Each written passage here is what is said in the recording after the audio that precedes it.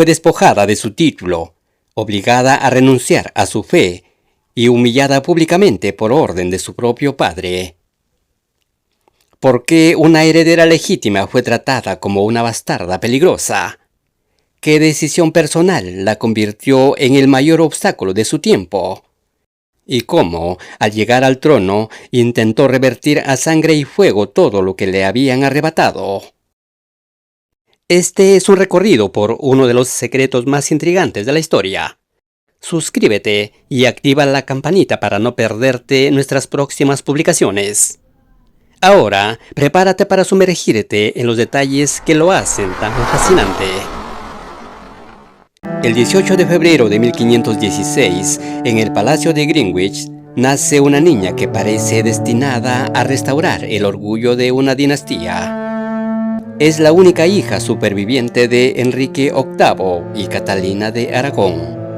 Su padre la llama la perla del reino. Pero en la corte de los Tudor, la gloria es tan efímera como la voluntad de un rey. La historia la recordaría siglos después con un apodo teñido de infamia: Bloody Mary. Pero antes de las hogueras y del odio popular, esta mujer sobrevivió a la destrucción de su familia, al desprecio de su padre y a la persecución de su propia fe. Fue la primera reina regente de Inglaterra, una mujer de voluntad inquebrantable que luchó contra el destino para recuperar lo que le pertenecía, solo para ver cómo sus sueños de un imperio católico se consumían en el fuego de sus propias decisiones. Creció rodeada de lujos y una educación impecable. Dominaba el latín, el francés y el español, y era una experta en música. Sin embargo, su posición como heredera se volvió frágil cuando Enrique VIII se obsesionó con la falta de un hijo varón.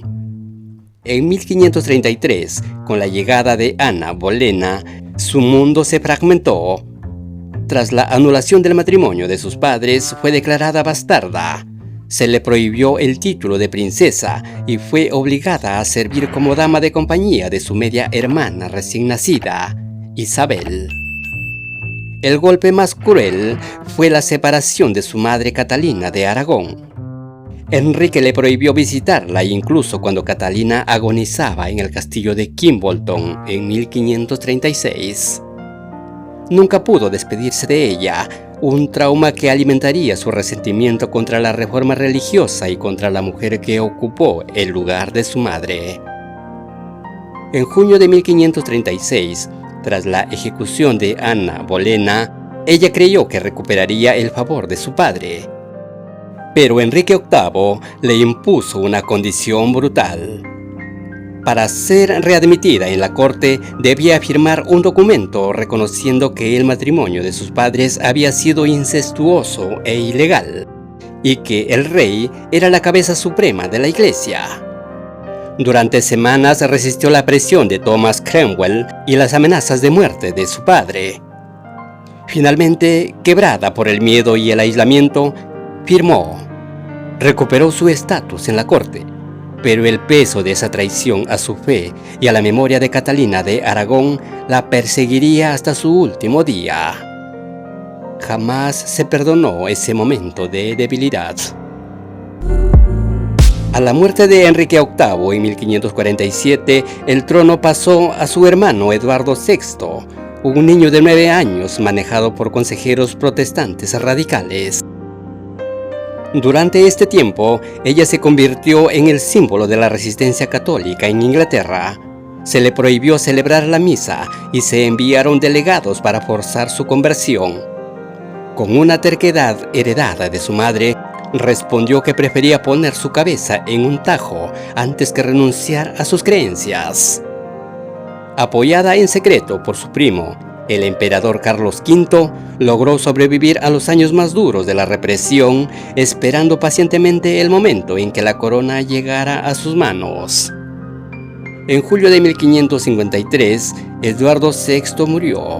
Se intentó evitar el ascenso de una católica, proclamando reina a la joven Juana Grey. Ella fue avisada del complot y en lugar de rendirse, huyó hacia el castillo de Framlingham. Fue su momento de mayor brillantez política. convocó a la nobleza y al pueblo, presentándose como la legítima heredera de Enrique VIII. En un estallido de lealtad popular, su ejército creció en días. El golpe en su contra se desmoronó. El 19 de julio de 1553 fue proclamada reina. 9 días después de haber sido usurpada, entraba en Londres como la soberana indiscutible de Inglaterra. Tenía 37 años y una misión: restaurar el catolicismo y asegurar la dinastía con un hijo. Para ello buscó la alianza más poderosa de Europa y contrajo matrimonio con Felipe II de España en julio de 1554. La unión fue un desastre de imagen. El pueblo inglés temía que el país se convirtiera en un títere extranjero. Las rebeliones estuvieron a punto de derrocarla antes de empezar su vida matrimonial. Reprimió las revueltas con mano de hierro, incluyendo la ejecución de su prima Juana Grey, para eliminar cualquier foco de disidencia. Su amor por Felipe era absoluto y obsesivo. El de Felipe por ella era un frío deber político que lo mantenía lejos la mayor parte del tiempo. En 1555 tomó la decisión que marcaría su nombre para la eternidad. Reinstauró las leyes contra la herejía y comenzó una purga sistemática contra quienes se negaban a retractarse. Las hogueras se encendieron en todo el país. Casi 300 personas fueron quemadas vivas, incluyendo el arzobispo Thomas Cranmer. Ella creía que estaba purificando el reino, pero las ejecuciones públicas solo lograron crear mártires y aumentar el odio hacia su gobierno. La propaganda de sus enemigos comenzó a difundir relatos de sus crueldades, cimentando el mito de la reina sanguinaria. El golpe final para su espíritu fue su propio cuerpo. En 2 ocasiones la reina anunció que estaba embarazada. Sintió los síntomas, su vientre creció y se retiró para dar a luz. Pero los meses pasaban y el niño nunca llegaba. Eran embarazos psicológicos, causados por problemas de salud internos. La humillación de preparar una cuna para un hijo que no existía, mientras el pueblo se burlaba y su esposo la abandonaba nuevamente, terminó por hundirla en una depresión profunda. Comprendió que el destino parecía haberle dado la espalda. Los últimos meses de su reinado fueron una pesadilla. En enero de 1558, Inglaterra perdió Calais, su última posesión en suelo francés. Se dice que, antes de morir, afirmó que encontrarían la palabra Calais grabada en su corazón. Enferma de lo que probablemente era cáncer de útero, tuvo que enfrentar la realidad más amarga. No tenía hijos y su heredera era su hermana Isabel, una protestante que desharía toda su obra. Ella, que había luchado toda su vida contra la sombra de Ana Bolena, veía ahora cómo la hija de esa mujer se preparaba para tomar su corona.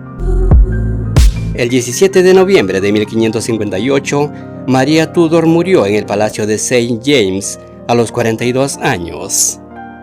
Su reinado de 5 años fue un intento desesperado por detener el avance de un tiempo que ya no le pertenecía. Fue enterrada en la abadía de Westminster. Años después, su hermana Isabel sería sepultada en la misma tumba.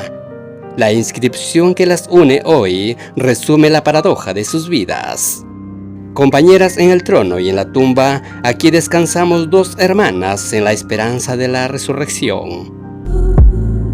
Murió como vivió, defendiendo una fe y una legitimidad que el mundo a su alrededor ya estaba empezando a olvidar. ¿Te ha impactado la historia de una mujer que desafió al mundo para recuperar su trono? Suscríbete al canal, activa las notificaciones y acompáñanos en este viaje por las vidas que forjaron la historia. Porque detrás de cada gran momento histórico siempre hay una gran historia humana esperando ser contada.